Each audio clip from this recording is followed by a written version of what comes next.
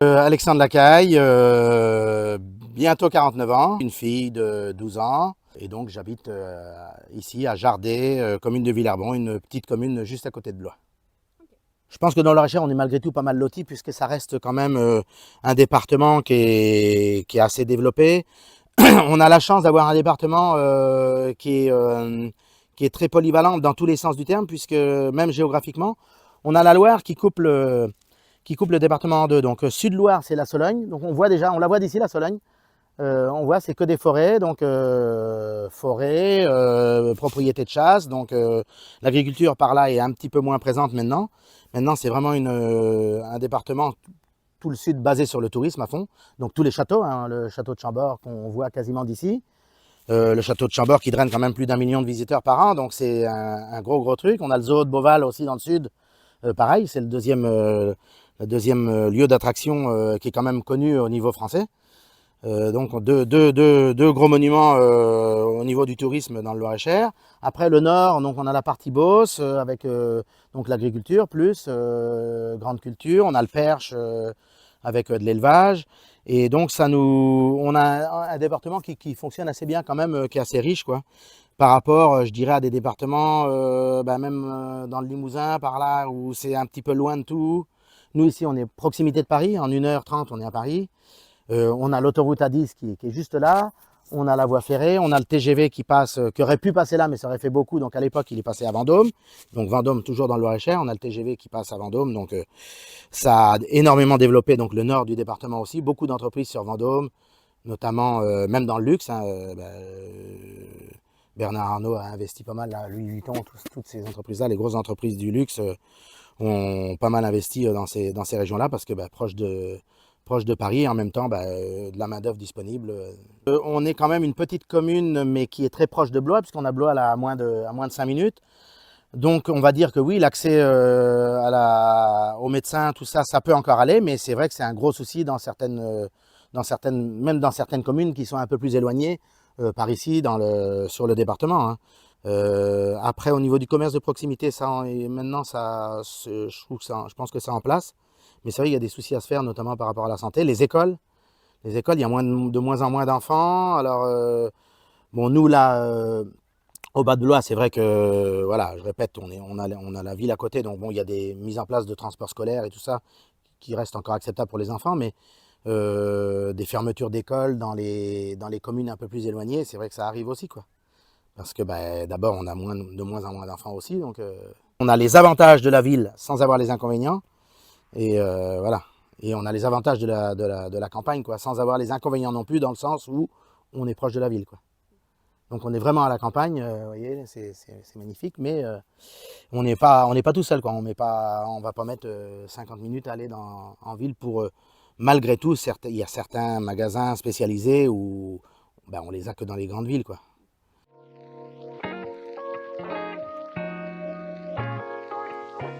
Étant à la campagne, alors tout le monde n'est pas quand même de ce métier-là, puisque c'est un métier qui est voué pas à disparaître, mais qui est en grande diminution. Je suis agriculteur sur la ferme familiale depuis plusieurs générations, donc que je maintiens et que je perpétue en activité malgré les complexités aujourd'hui du métier. Parce que on a toujours de plus en plus de contraintes, de normes à respecter. Avec l'Union européenne, on n'est pas tous sur le même pied d'égalité. Donc c'est d'ailleurs aujourd'hui une des raisons pour lesquelles il y a eu des manifestations et qu'il y aura certainement encore cette année, puisque on fait face à des cours mondiaux qui ont été au plus bas qui sont très bas là depuis quelques temps, là, depuis 6 mois, même s'ils ont été élevés suite au Covid et le début de la guerre en Ukraine. Aujourd'hui, on connaît vraiment des cours au plus bas, des normes de plus en plus contraignantes, des coûts d'intrants. Les intrants que nous on utilise pour fonctionner, les carburants, les engrais qui sont de plus en plus chers et qui eux, contrairement aux céréales, ne baissent pas en ce moment, quoi. Donc il y a un effet ciseau aujourd'hui qui n'est pas évident à maîtriser pour pouvoir bien vivre de son métier, quoi. Alors là, on est dans une région, donc c'est une région de plaine, hein, vous voyez bien, c'est des grandes plaines du bassin parisien, donc on est dans le sud de la Beauce, et c'est principalement des céréales, donc grande culture, hein, blé, colza, maïs, tournesol, principalement. C'est une zone où, malgré tout, on a eu à une époque, il y a encore, mais de moins en moins, beaucoup de cultures spécialisées, on bénéficie d'un climat qui est quand même doux, un petit peu comme la région d'Angers. On a un petit peu une douceur blésoise, on va dire, entre guillemets, qui nous permet de faire des choses qu'on ne peut pas faire plus au nord. Même en Grande-Beauce, vers Paris, après, on ne peut pas forcément faire ces cultures-là. Donc des cultures porte-graines, des légumes de plein champ, pommes de terre, oignons. Il y a d'ailleurs une des plus grosses fermes d'oignons pas très loin d'ici, qui conditionne, qui fait tout de A à Z. Donc voilà, oui, c'est quand même une zone qui nous permet de faire un petit peu pas mal de choses, quoi, pas mal de possibilités. Mais pas d'élevage, il n'y a pas trop d'élevage par ici. J'ai fait un BTS agricole qui s'est très bien passé puisque j'étais dans mon élément, donc j'ai eu un BTS avec des bonnes notes et j'ai pu réintégrer donc, une école d'ingénieur par la suite. Donc j'ai fait toutes mes études à Angers, donc je suis diplômé de l'école supérieure d'agriculture d'Angers donc, depuis 99. Bah, c'est vrai que les études m'ont permis de voyager beaucoup, puisque celle d'Angers est très tournée vers l'extérieur. Donc moi j'ai fait beaucoup de stages à l'étranger, quasiment tous mes stages à l'étranger. Donc voilà.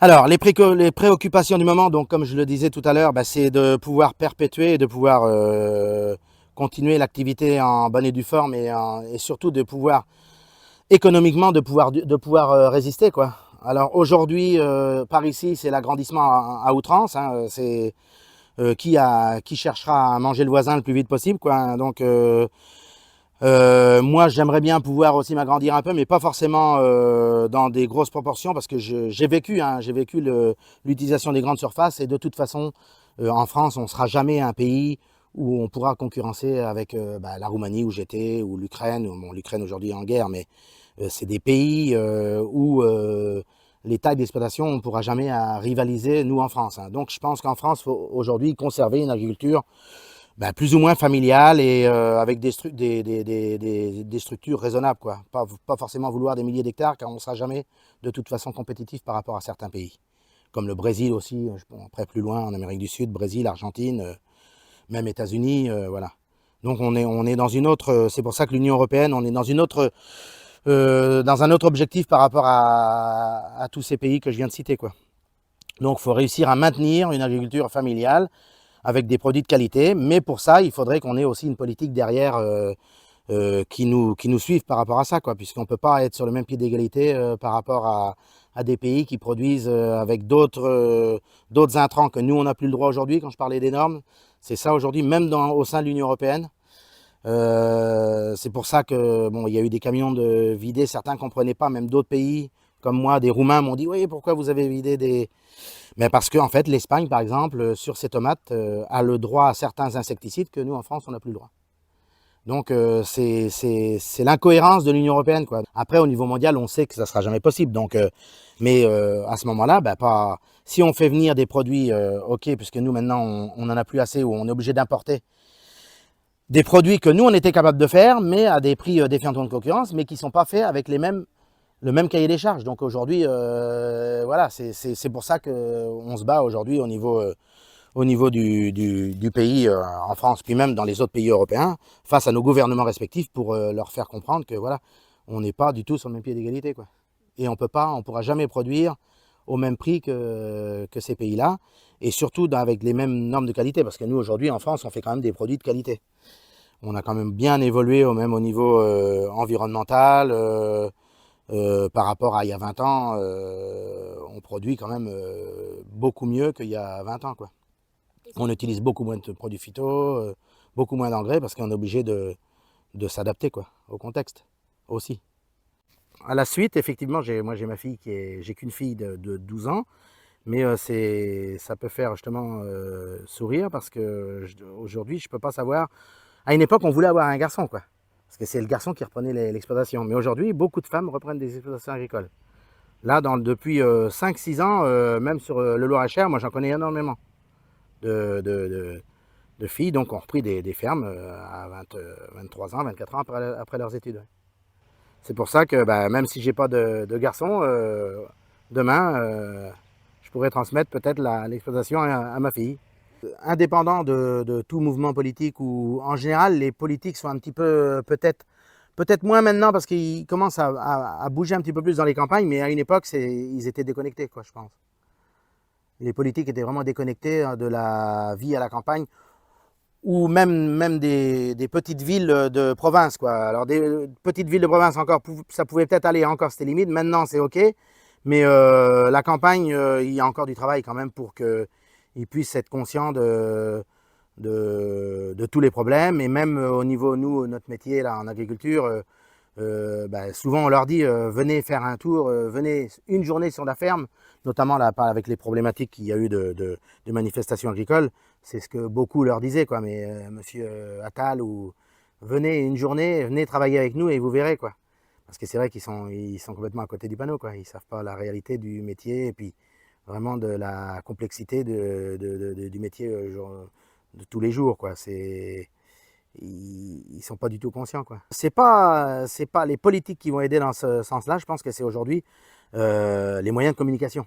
Internet a permis également de bien évoluer pour faire connaître le métier aussi à toutes les autres personnes.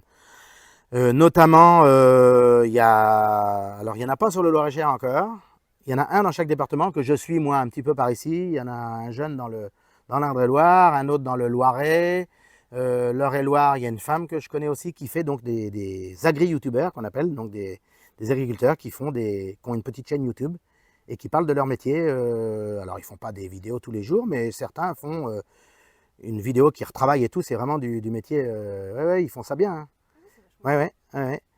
Et alors nous on suit ça aussi parce que c'est intéressant de voir un petit peu ce qu'ils font dans les autres régions, où ils en sont, mais c'est aussi accessible à tout le monde, bien sûr, aux citoyens lambda de la ville. Souvent il y a des gens des villes qui les suivent et ça leur permet de voir, vraiment de comprendre le métier, chose qui n'était pas du tout possible avant, quoi. Mais aujourd'hui, avec les moyens d'internet et de communication avec tous les réseaux sociaux d'aujourd'hui, c'est vrai que c'est formidable. Pour ça, il y a des... Et je pense que les politiques les utilisent aussi, quoi. Maintenant, ces gens-là sont connus et c'est vrai que même sur les salons, on les rencontre. Voilà. Et les politiques aussi. Et je pense que voilà, il y a plus de... C'est plus, je pense, l'évolution de tous les citoyens, enfin les citoyens réunis ensemble, qui vont faire que les politiques vont prendre conscience aujourd'hui. Je pense que c'est ça. D'ailleurs, on n'a jamais vu autant d'entrain des autres citoyens vis-à-vis de nous, les agriculteurs, par rapport au mouvement qu'on a commencé là. Moi, j'ai plein de gens qui me disent aujourd'hui « Ah, c'est dommage, vous avez arrêté, nous, on avait espoir en vous ». Et plein de gens me disent ça, que j'ai encore entendu hier, je ne sais plus qui le dire. C'est impressionnant, quoi. Avant, les gens étaient toujours solidaires des agriculteurs, ils disaient comme ça, mais là, aujourd'hui, on s'aperçoit que, aujourd'hui, ils regrettent parce que les gens comptaient sur nous pour vraiment commencer un mouvement de fond pour que les choses changent dans ce pays, quoi. À mon avis, c'est pas fini, c'était que le début, là. Enfin, j'espère, en tout cas, même si ils ont bien maîtrisé la chose, puisqu'ils savent aujourd'hui que ça y est, c'est le printemps arrive, il y a vraiment du boulot dans les champs. Les agriculteurs vont peut-être avoir moins de temps de manifester et de faire preuve de leur mécontentement. Mais je pense qu'avec avec toutes les possibilités qu'on a aujourd'hui, on a moyen de faire pression, et surtout qu'on est suivi par toute la population, parce que la population a espoir en nous, parce que nous, c'est vrai que c'est bête à dire, mais pour manifester, on a du matériel, on a tout, et ça leur fait peur. C'est vrai que ça leur fait peur, hein. Quand on a voulu rentrer dans Paris, même là, le dernier coup, ils veulent pas, quoi, parce qu'ils savent qu'ils peuvent rien faire, quoi. Enfin, avec leurs petits chars des années 70, même s'ils sont lourds, ils peuvent rien faire. Même si nous, on n'y va pas pour casser rien, mais ils savent que voilà, d'autres corporations ne peuvent pas avoir le poids qu'on a nous, quoi. Donc ça, ouais, Internet, alors il y a Internet, il y a du mauvais aussi, mais il y a du bon quand même, il y a beaucoup de bon quand même par rapport à la communication et la possibilité de faire part de nos problèmes et de faire connaître le métier à toute la population, quoi. Alors donc là, vous avez un bâtiment qui a été monté l'année dernière, avec donc toute une couverture de panneaux solaires, donc de panneaux photovoltaïques. donc dans le cadre des énergies renouvelables, puisqu'aujourd'hui c'est quand même un grand objectif au niveau français. Donc malgré tout, il y a des aides à ce niveau-là. Alors c'est pas une aide à l'investissement, c'est une aide, on a un prix bloqué sur 20 ans, voilà, du coût de rachat de notre énergie.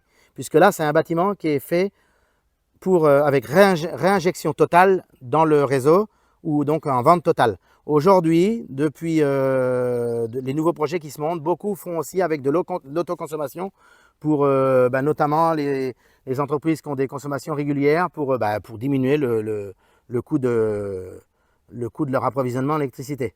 Bon, moi, dans mon cas, c'est tout en revente et donc avec un contrat de rachat sur 20 ans et un prix établi d'avance.